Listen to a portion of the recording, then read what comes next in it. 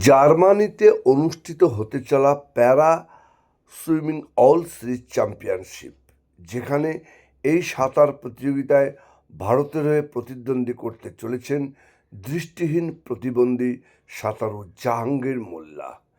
তিনি যাতে এই প্রতিযোগিতায় অংশগ্রহণ করতে পারেন তার জন্য তাকে আর্থিক সাহায্য করতে এগিয়ে আসলেন বিশিষ্ট ক্রীড়াবিদ এবং সমাজসেবী ইসমাইল সর্দার। সামনের মে মাসের ৩ তারিখে বার্লিনে শুরু হবে এই প্যারা সুইমিং অল সিরিজ চ্যাম্পিয়নশিপ।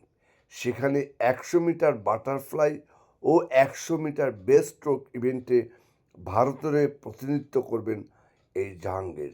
বর্তমানে তিনি গুজরাতের গান্ধীনগরে স্পোর্টস অথরিটি অফ ইন্ডিয়ার কোচিং সেন্টারে অনুশীলন করছে। জাহাঙ্গীরের বাড়ি দক্ষিণ ২৪ পরগনা জেলার জীবনতলা থানার কালুগাছি গ্রামের বাসিন্দা জাহাঙ্গীর মোল্লা। তার পিতা নাজিম মোল্লা পেশায় দিনমজুর। ৩ ভাই বোনের মধ্যে জাহাঙ্গীর দ্বিতীয়, সবার ছোট একটি বোন। ২০১৪ সালে ৫ম শ্রেণীতে পড়াকালীন নরেন্দ্রপুর রামকৃষ্ণের কবাডি খেলতে গিয়ে প্রতিপক্ষ দলের এক খেলোয়াড়ের আঙুল তার চোখে ঢুকে যায়, তার দৃষ্টিশক্তি হারিয়ে ফেলে। আসুন দেখব এই বিষয়ে কি বলছেন বিশিষ্ট ক্রীড়াবিদ ইসমাইল সর্দার। খড়গপুরের মানে জাহাঙ্গীর মোল্লা, ওই ছেলেটার সঙ্গে আমার সঙ্গে যখন যোগাযোগ হয় আমি জানতে পারি ও কিন্তু অত্যন্ত নিডি পারছেন। সেইখানে ওর যা রেজাল্ট আমি কিন্তু দেখেছি।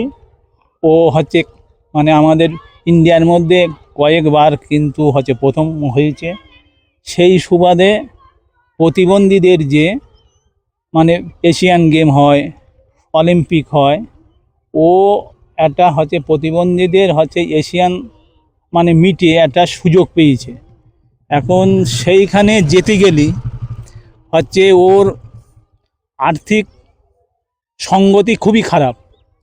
এখন ও আমারে বললো, দাদা আমার জার্মানিতে খেলতে গেলে ওখানে আমার ২.৫ লক্ষ টাকা আমার খরচ। তা আমি নিজে কিছু হ্যাতা খ্যাতা বেচিয়ে কিছু টাকা জোগাড় করেছি। এবার আপনি একটুখানি বিষয়টা একটুখানি দেখেন। আপনি তো এই সমস্ত মানবিক কাজ টাজ করেন এবং আপনি খেলাধুলোর জগতের একটা ভালো জায়গায় আছেন। সেই হিসেবে আমি আমাদের বেঙ্গল অলিম্পিক অ্যাসোসিয়েশনের যে প্রেসিডেন্ট চন্দন রায় চৌধুরীর সঙ্গে আমি কিন্তু কথা বললি। স্যার আমাকে বলল যে দেখো, এই সমস্ত প্রতিবন্ধীদের যে সমস্ত গেমগুলো হয় এতে সরকার খুব একটা গুরুত্ব দেয় না। এইবারে স্যার সেই মোতাবেক আমি বললাম, স্যার ওর একটা চাকরির যাতে ব্যবস্থা করা যায় সেটা হলে খুব ভালো হয়। তো উনি বললো ঠিক আছে, যেখানে পাঠালি হয়, আমি ওটা কিন্তু মাথায় রেখেছি। এবং উনি নিজেই ব্যক্তিগতভাবে ওর খেলার যাতে ও খেলতে পারে, সেখানে যেতে পারে, উনি ৩৫,০০০ টাকা দিয়েছে। তারপরে আমি আমার জানাশুনো যে সমস্ত জায়গা আছে সেখান থেকেও আমি বেশ কিছুটা সহযোগিতা করেছি। ও ইতিমধ্যে অনেক টাকা ওর অ্যাকাউন্টে ঢুকেছে এবং আগামী দিন আরও ঢুকবে। আমি ব্যক্তিগতভাবে ওর কিছুটা হেল্প করব। আর আমি ওর চাই যে এই রকম ধরনের ছেলেপিলে যারা এইরকম কিন্তু নিডি পারছেন, তাদের যদি পাশে আমরা যারা সমাজে বাস করি তাদের প্রতি যদি এরকম একটা মানবিক যদি চিন্তা আমাদের মধ্যে না থাকেন, তাদের পাশে যদি আমরা না দাঁড়াই, তাহলে আগামী দিন সমাজ থেকে ভালো কাজ, ভালো ছেলে মেয়ে খেলাধুলো বা যে কোনো বিষয়ে খেলাধুলো বলেন, পড়াশুনো বলেন, যারা ভালো রেজাল্ট করেছে অথচ তাদের আর্থিক সংকট ভীষণভাবে, আশা করি আমার মনে হয় সেই সমস্ত মানুষ, সেই সমস্ত ছেলেপিলেদের পাশে আমাদের দাঁড়ানো একটা সামাজিক কিন্তু দায়িত্ববোধ বলে আমি মনে করি। সেই হিসেবে আমি ওর পাশে দাঁড়াইছি।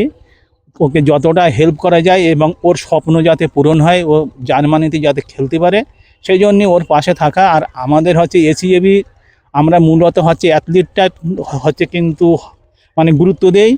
আর যেহেতু ও সাঁতারের ভালো রেজাল্ট, তা সর্বোপরি আমি কিন্তু মানুষ হিসেবে যে এটাও তো একটা খেলার অঙ্গ, সেই হিসেবে ওর পাশে দাঁড়াইছি যাতে ও আগামী দিন একটা ভালো জায়গায় যেতে পারে, নিজের পায়ে এরকম দাঁড়াতে পারে। এত ভালো যা রেজাল্ট একটা ভারতবর্ষ 140-45 কোটি মানুষের মধ্যে সে প্রথম স্থান অধিকার করেছে, সেরকম ছেলেপিলেদের পাশে আমাদের দাঁড়ানো উচিত। এবং আগামী দিন আমার যারা শুভাকাঙ্ক্ষী আছে তাদেরকেও বলবো ওর পাশে এরকম দাঁড়াতে, ওর পাশে আমরা কিন্তু দাঁড়াবো। ওর উজ্জ্বল ভবিষ্যৎ আমরা কিন্তু কামনা করি। ও অনেক কিন্তু বড় হোক, আমাদের এসিএবির পক্ষ থেকে ওর প্রতি আমাদের শুভকামনা থাকবে। আপনার নাম? নাম ইসমাইল সর্দার, এসিএবির ভাইস প্রেসিডেন্ট।